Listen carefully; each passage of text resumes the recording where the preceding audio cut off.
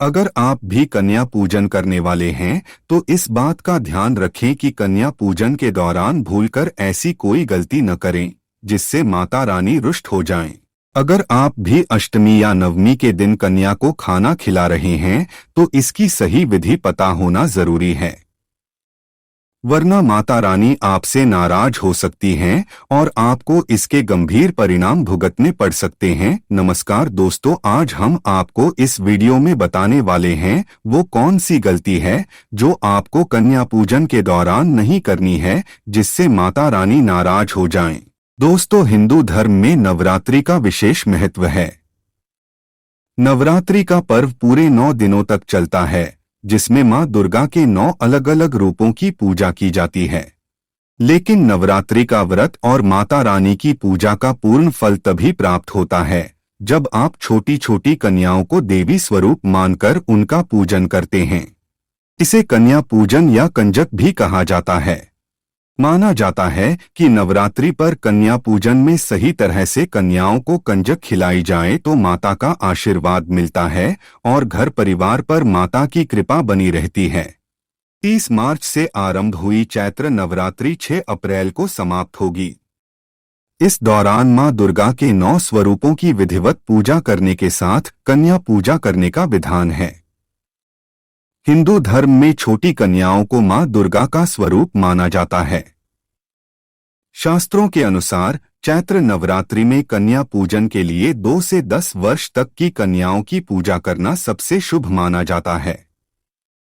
हर उम्र की कन्या का पूजन करने का फल भी अलग अलग मिलता है। कई साधक पहले दिन से कन्याओं की पूजा करने के साथ भोजन करता हैं, तो कई महाअष्टमी और नवमी तिथि के दिन ऐसा करते हैं।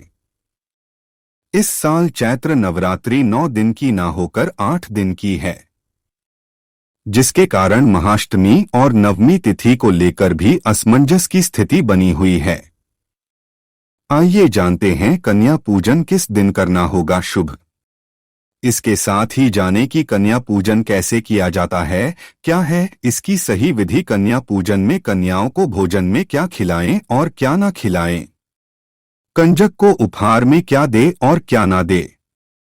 तो चलिए और अधिक देर ना करते हुए वीडियो को शुरू करते हैं। लेकिन वीडियो शुरू करने से पहले आप सबसे अनुरोध है कि वीडियो को अंत तक देखें। कन्या पूजन करने के लिए इस दिन सुबह उठकर स्नान पश्चात स्वच्छ वस्त्र धारण करना चाहिए। इसके बाद पूजा करके जो प्रसाद तैयार किया गया है उससे पहले माता को भोग लगाया जाता है। घर में कन्याओं को बुलाए।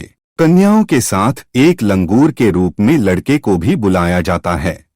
कन्याओं को घर आते ही सीधे भोजन कराने के बजाय पहले उनके पैर धोएं, तिलक लगाएं और फिर आसन पर बिठाएं।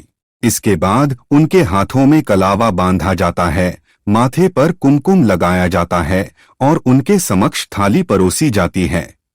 कन्या पूजन में कन्याओं को भोजन में पूरी, चना, हलवा और नारियल खिलाया जाता है। इसके अलावा खीर, बादाम का हलवा, जलेबी, केसर युक्त खीर, हलवा, पूरी, छोले की सब्जी, आलू की रसेदार सब्जी, आलू गोभी की सब्जी, काला चना, दही, दूध आदि की बर्फी भी दे सकते हैं। कन्या पूजन में भोजन बनाने के लिए इन बातों का ध्यान रखें। कन्याओं के लिए बनाए जाने वाले भोजन में लहसुन और प्याज का इस्तेमाल न करें। कन्याओं की थाली में ज्यादा तीखा भोजन या बाहरी भोजन भी नहीं रखना चाहिए। भोजन सात्विक तरीके से बनाना चाहिए। कन्या पूजन में हलवा पूरी के साथ काले चनों का भोग जरूर लगाया जाता है। कन्या पूजन बिना हलवे के अधूरा माना जाता है। कन्या भोज में कम से कम एक मौसमी फल जरूर देना चाहिए। छोटी कन्याएं जितना खा पाएं उन्हें आदरपूर्वक उतना ही खिलाएं। माना जाता है कि नवरात्रि में कन्याओं को फल देने से अच्छे कर्मों का फल कई गुना वापस मिलता है। कन्या पूजन में माता को भोग लगाया जाता है।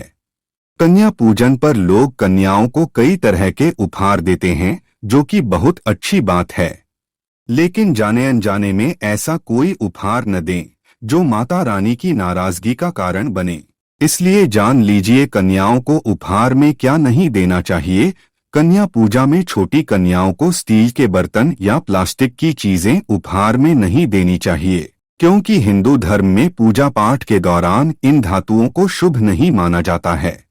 साथ ही कांच की चीजें या नुकीली वस्तुएं भी कंजक को देने से बचें।